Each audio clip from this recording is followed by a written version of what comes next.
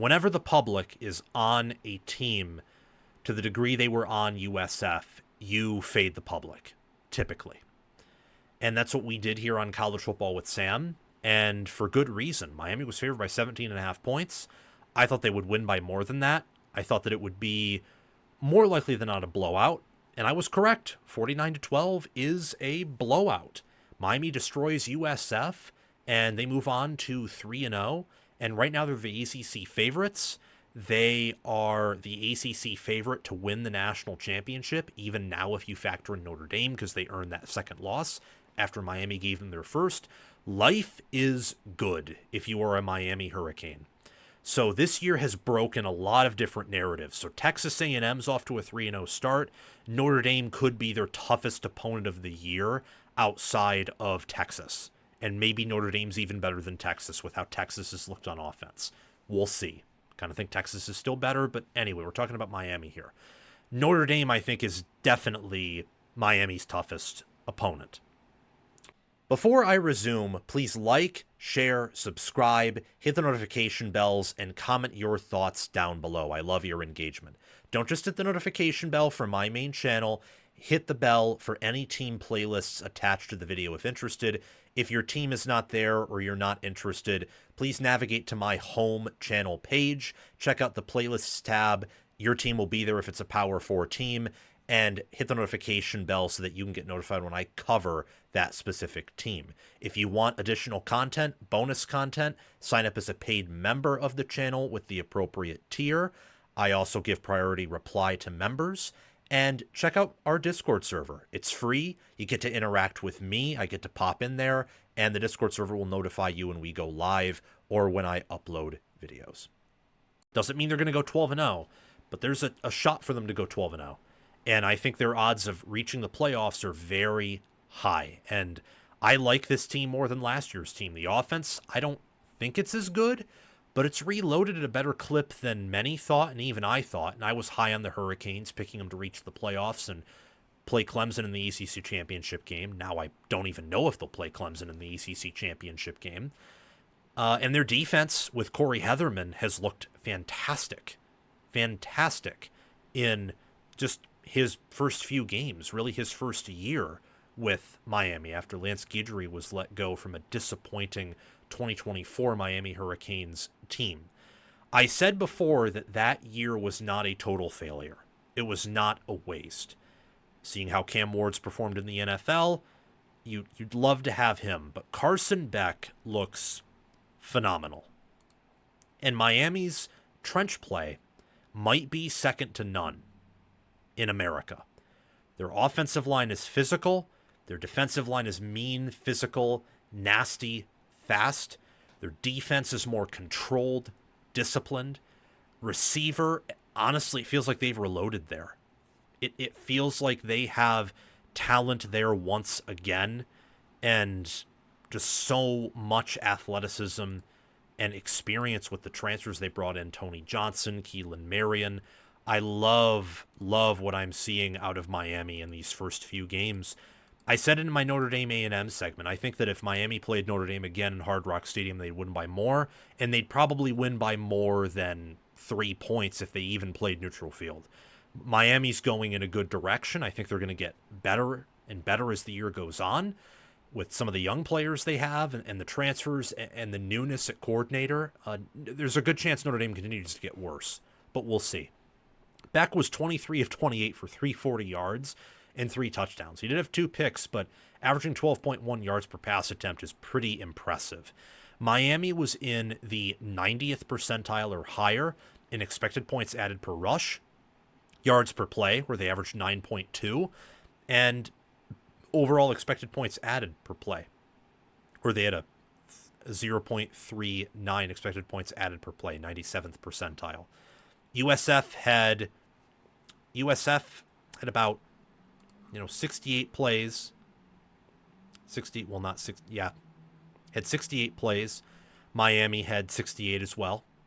Kind of pretty balanced there. You had USF, look, they were able to have some success passing. They could not run the ball, though. Byron Brown had 13 carries for a whole 2 yards. They could not run the ball. Even sack adjusted, Miami held them to 2.2 yards per carry. Incredibly impressive. That's how you know Miami's defense is legit. Even a lot of electric elite defensive fronts would not hold USF to 2.2 yards per carry, non-sack adjusted, with the numbers advantage USF will almost always have with the style of offense they run. Miami, meanwhile, had 209 yards for 5.6 yards per attempt in that 49-12 drubbing of a win. And drubbing's probably putting it pretty kindly. For Miami, the question is now, how good are you? We know you can beat Notre Dame at home by 3. We know you can win the big one. We know against Bethune-Cookman and USF, teams with far inferior talent, you can dominate them. Now, can you go 12-0? Can you beat all the teams on your schedule? And at that point, well, that may not mean you're a national title contender because the schedule's easy and Ohio State, Oregon, Penn State, Georgia, Texas have better rosters than you do. Talent-wise, Alabama does too.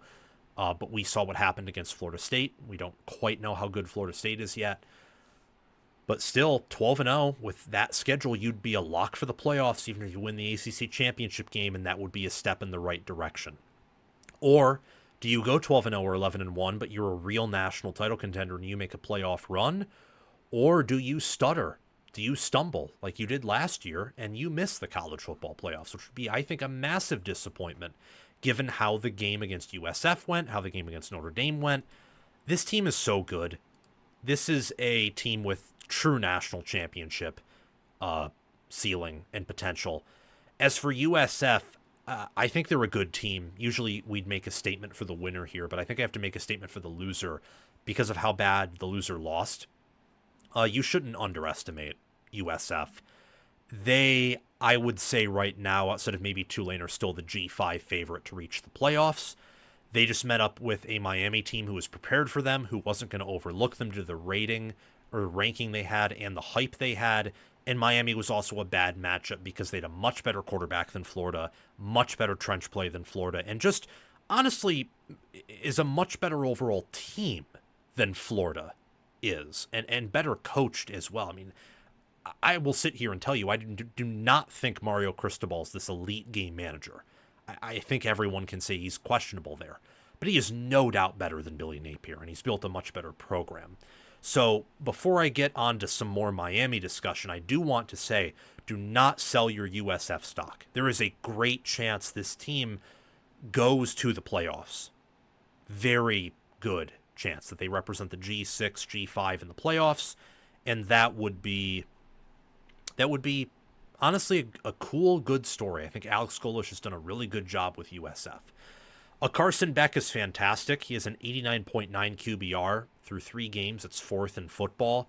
Miami has reloaded at wide receiver. You know, we talk about programs that contend for titles, and Miami wants to be that, and you have to reload. Keelan Marion, 81 receiving yards. Malachi Toney with 66. Tony Johnson with 64. Joshua Moore with 61 and 2 touchdowns, and CJ Daniels with 56 receiving yards. Toney has 228 receiving yards on the year as a true freshman and a touchdown. Tony Johnson is 84 on the year. Joshua Moore, 76 and 2 touchdowns on the year. Also a freshman. CJ Daniels with 175 on the year with 3 touchdowns. They've reloaded at receiver, and they have a lot of options that don't have a ton of drop-off. So they're deep there.